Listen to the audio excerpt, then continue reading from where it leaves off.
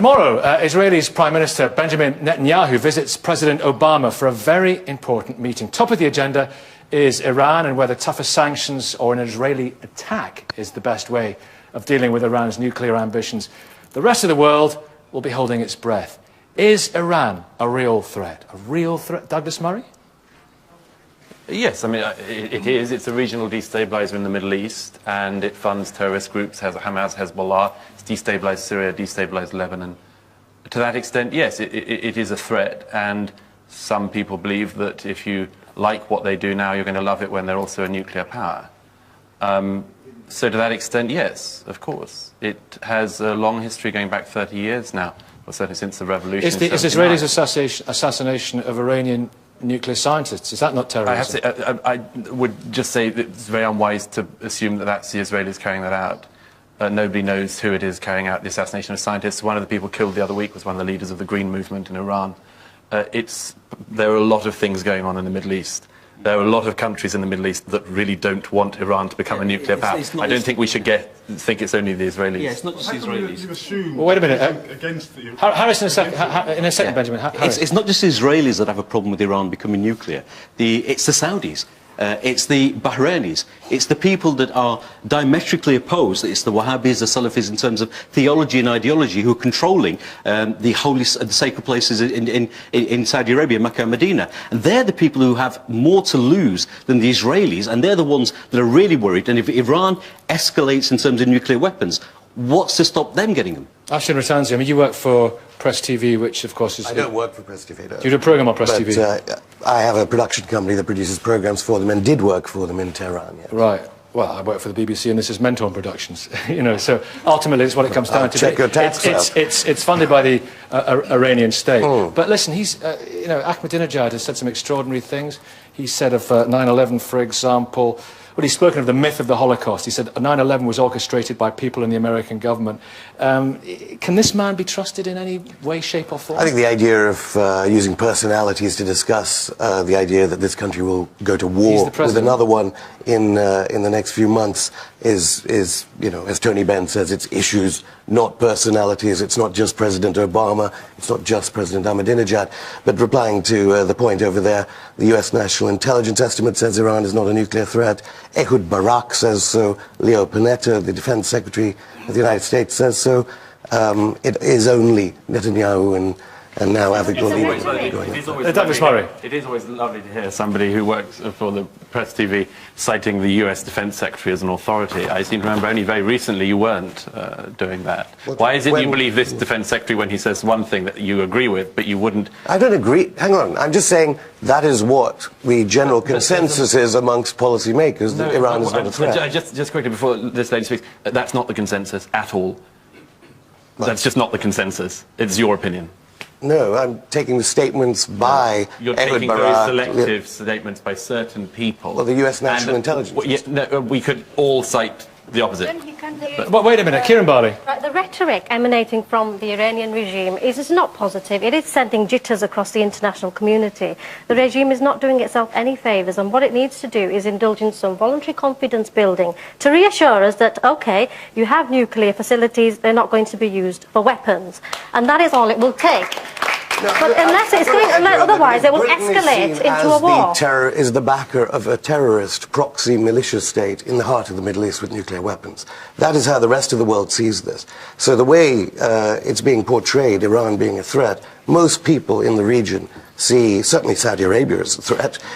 They're crushing their people there and in Bahrain, and David Cameron is arming them to kill their own populations. The rest of the developing world sees Britain and the United States as arming this proxy militia state called Israel, which is threatening. But does it not seem strange that we have countries in the Middle East, we have Pakistan, my country of origin from my parents, who are struggling to feed their people, who have issues, real problems in their countries, and yet all they can think about is actually arming themselves with nuclear weapons. I think there's some real issues when a country is looking to do that. Who would disagree with that? Yeah. So why are they? Peter Jenkins, former ambassador, is Peter? I'm afraid I'm a little bit frustrated by this discussion. Well, let's hear from you, Peter. Because there is actually no evidence that Iran has taken a decision to manufacture nuclear weapons.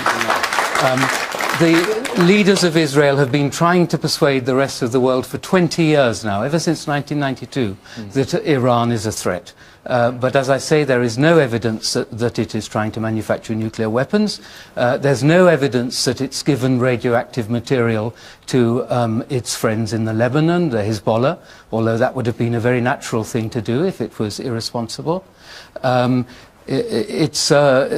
the evidence is that Iran's leaders are rational people who know very well that if Which leaders are rational? Is Ahmadinejad rational? Even Ahmadinejad is rational. He's just a rabble-rouser. He's a populist. He's a demagogue. We know these people. We have them. Even we have them here in Britain. The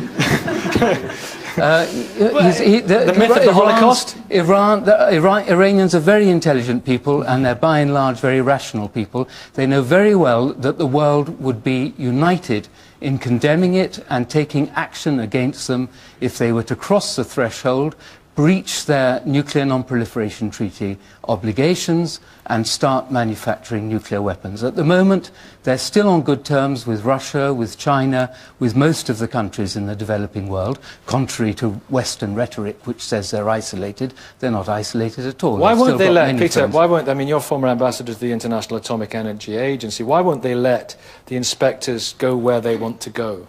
The IEA inspects countries according to an agreement. It's a legal agreement. The IEA has, Iran has always allowed the IEA inspectors to go where it's entitled to go under that legal agreement. The one area in which they have so far made difficulties relates to allegations which are not covered by that legal agreement, and there Iran is, for the moment, claiming that those allegations are untrue. In reality, probably some of those allegations are true, but Iran does not want to make an avowal until it is given some reason to be confident that if it makes an avowal, it will not be incriminating itself. Only the week before last, the IAEA went into Iran and were forbidden to go and visit certain sites that they wanted to visit. They asked to visit a site which they are not entitled to visit. Do you think they should go? I think they should be. I think they should be allowed to go there, and I'm confident that Iran will allow them to go there. It's a military site at Parchin. It's a military site, yeah. and it's not a site where there's nuclear material. The IAEA is entitled to go to sites. Well, I do know that. But the IAEA haven't got the opportunity themselves to find that out yet, because they're not being allowed to visit by the regime. But just quickly, I mean, the idea that the regime is rational in Iran, I mean, don't even talk about Ahmadinejad for a moment, but the supreme leader, Khamenei, he has repeatedly called for the eradication, the annihilation is the term he uses, of a UN member state. No other country in the world, Israel, no other country in the world is led by a leadership that continually calls for the eradication, the annihilation of a whole people. Most Middle East dictators in the Arab world say things like that. Jenny Tong, of course, a Liberal Democrat peer, thrown out of the Liberal Democrat Party virtually this week for saying something a bit like that. I think anyone in the Middle East, would you want Jenny Tong to have nuclear weapons? I think most. I mean, it's well, it's a new twist for the coalition. They don't have nuclear weapons, but I think, as we just outlined before, what we have is most people in the Middle East fearing that Israel cannot last in its current configuration. There will be a one-state solution where they live together, Palestinians and Jews. Peter, let's put Peter back, Douglas, and then we'll come back to you. Peter. This kind of rhetoric calling for the elimination, not of the state of Israel, but of the current regime that governs Israel. What's the effective difference? Well, we'll come back to that in a moment. Just let me finish my point. Iran's leaders have been doing this since 1980, and yet for 12 years, between 1980 and 1992, Israel's leaders were trying to have an alliance with Iran, which had been the state under the Shah previously.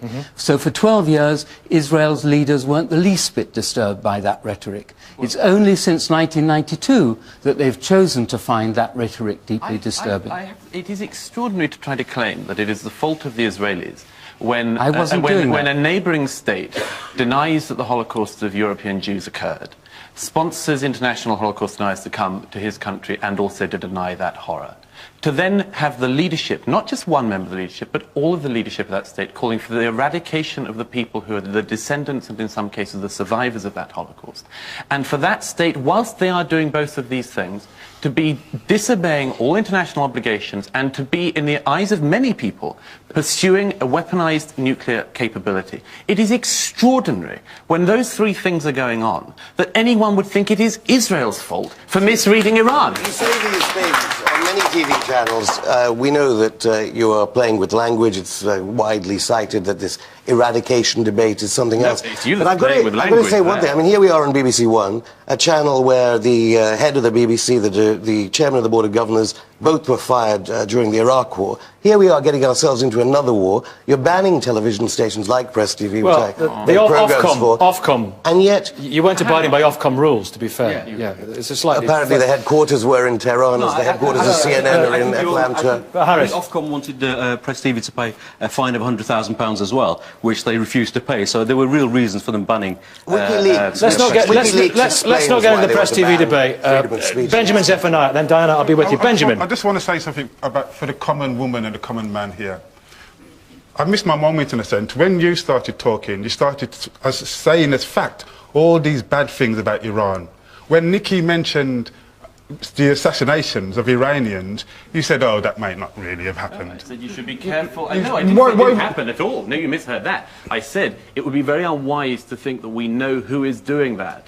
We don't know. Yeah, but you know all this other negative stuff about Iran. No. One of the problems with people... I said that there are other people. I said there are other people in the region. There are many other people in the region who may have an interest in doing that. And I said it would be unwise to pin that on Israel. All I can say to the people of Britain is speak to people who have lived and worked in Iran. I've never met this man in my life, but he sounds reasonable. He understands the place there. I've met Richard Dalton, who was also a former ambassador.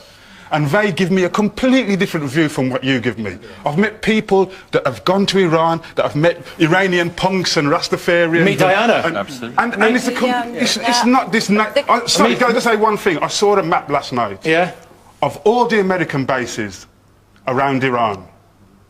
Hundreds of them. Looking at Iran. And Iran is a threat to us. They should be worried. Diana, meet Diana. And Nori Kostanis from the Iranian and Kurdish women's rights. What is the regime like for human rights? For human rights, yes, it was exactly my point. Iran is threat to whom? I think Iran was most threatening its own people within the country. Yes. So Saudi Arabia. After, yes, it was violation of human rights. It's discriminating women. It's sex gender, and the apartheid gender is practicing there. It's poverty is it's a huge issue there. I mean, executing political activists. It is violating its human rights within the country. Is she a threat to the region? But Iran never attacked any countries around the world during the last 100 years. I mean, unfortunately, nuclear weapon is on the hand of many irresponsible people around the world, including Iran and many other countries. Many other countries. Harris, you're worried by the you're worried by, I think anyway, some people express this, a religious aspect to leadership there. President Ahmadinejad, the particular strain of Shia Islam, which believes that the end times are imminent, and if you've got somebody who believes the end times are imminent, you believe that join the dots, have a nuclear weapon, there's a problem. I mean, some people are saying this. We have to make the caveat that some people who want to be the next president of the United States that also quite want the end times to be upon us as well. But is this a worry for you? I think, well, look, there are not just Shias, there are many sects within Islam that actually believe that we are in the end times. President Ahmadinejad is a member of one of those sects. Yeah, he is. What worries me is that if Iran gets nuclear weapons, Saudi Arabia will want to get them. Bahrain will want to get them. Everybody else will want to get them.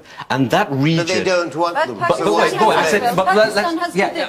Pakistan's got them. Now, Pakistan's a problem. Pakistan's a problem. Look at what's happening in Pakistan. But Israel's got them. And the Supreme Leader, President Khamenei, apparently has said that nuclear weapons are un-Islamic. He's the top man. He said it's quite a religious country, so what Ayatollah Khamenei says, I would think... I have no... Does that reassure you?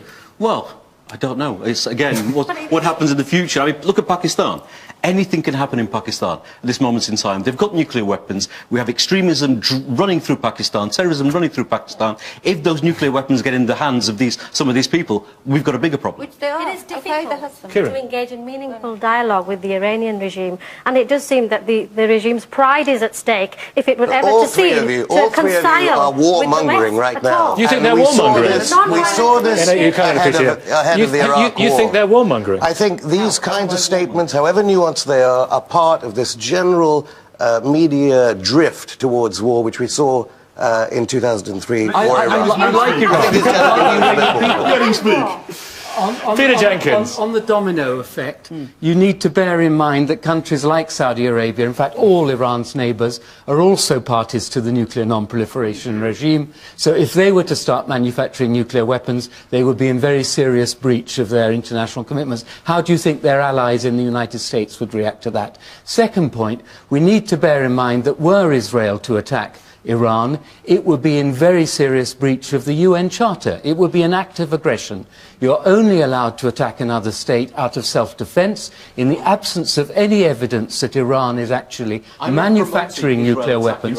I like Iran. I love the Iranian people. I'm glad I love to the hear culture. There's a lot of history in Iran, the Persian culture, etc. I don't want Israel to attack Iran. I don't want anybody to attack Iran. What I want is peace, stability in the region, because what happens in the region has an impact on... Harris, who are the warmongers then? In the Middle East? Oh, crikey, how long have we got?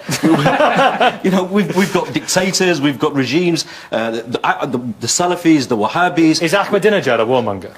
Ahmadinejad tries to be a warmonger. Whether he's actually blowing hot air or not, I don't know. All right, let's go to... Yeah, so you've had your hand up for ages. Good morning to you. I think anybody's extreme. What I don't understand the meaning of extremeness. Anybody's extreme to Allah subhanahu wa ta'ala, he won't kill nothing. Islam doesn't tell anybody to kill anybody. If anybody towards Allah subhanahu wa ta'ala, they won't kill a fly. Never mind a human being. It's only the people, evil people, who is killing the people. There's nothing to do with Islam. Islam is getting bad name because of these people, evil people.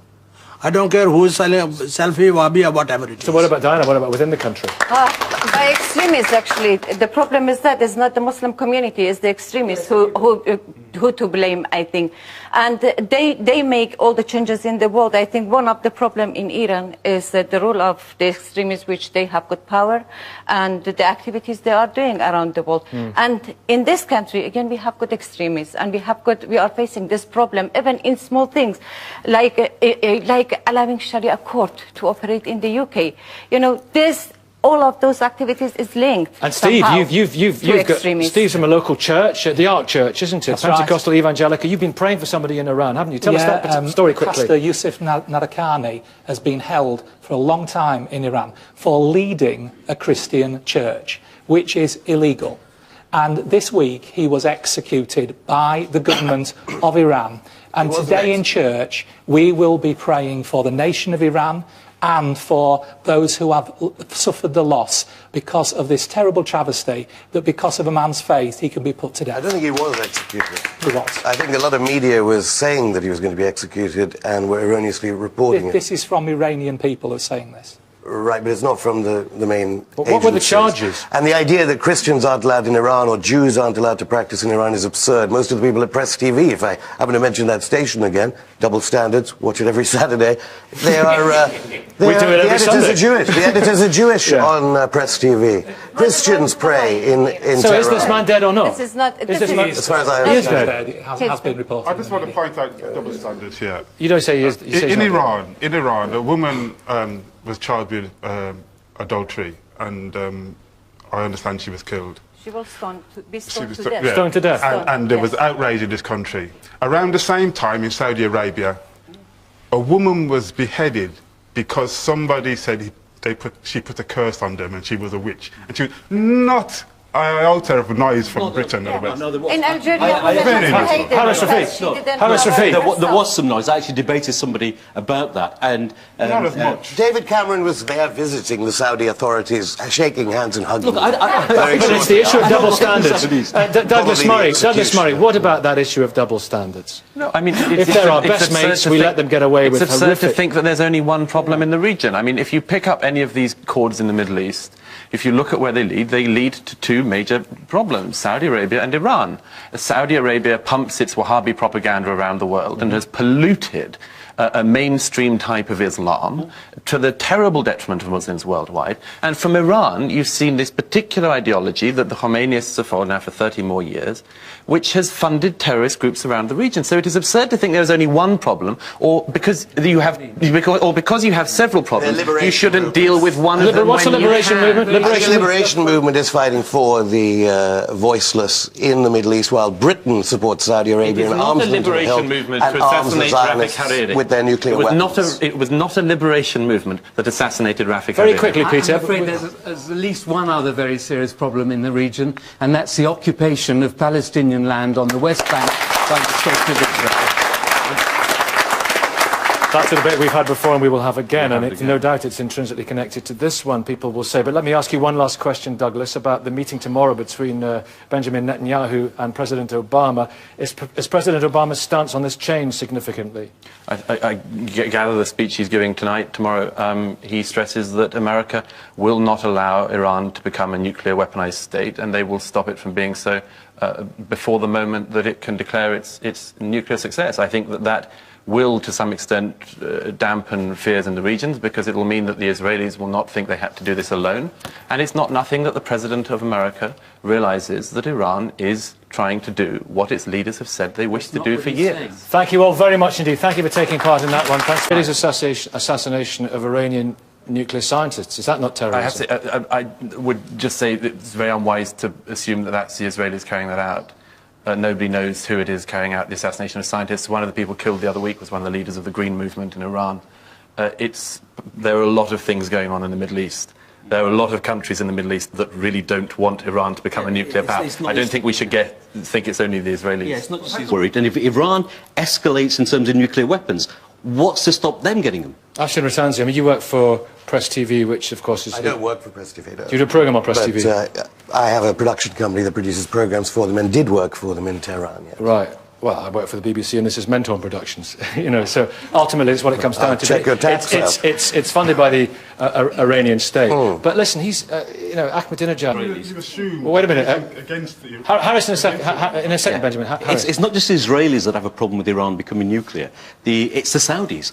It's the Bahrainis. It's the people that are diametrically opposed. It's the Wahhabis, the Salafis, in terms of theology and ideology, who are controlling the sacred places in Saudi Arabia, Mecca and Medina. And they're the people who have more to lose than the Israelis, and they're the ones that are really... Tomorrow, Israel's Prime Minister Benjamin Netanyahu visits President Obama for a very important meeting. Top of the agenda is Iran and whether tougher sanctions or an Israeli attack is the best way of dealing with Iran's nuclear ambitions. The rest of the world will be holding its breath. Is Iran a real threat? A real threat? Douglas Murray? Yes, I mean, it is. It's a regional destabilizer in the Middle East, and it funds terrorist groups, Hamas, Hezbollah. It's destabilized Syria, destabilized Lebanon. To that extent, yes, it is a threat, and some people believe that if you like what they do now, you're going to love it when they're also a nuclear power. So to that extent, yes, of course. It has a long history going back 30 years now, or certainly since the revolution.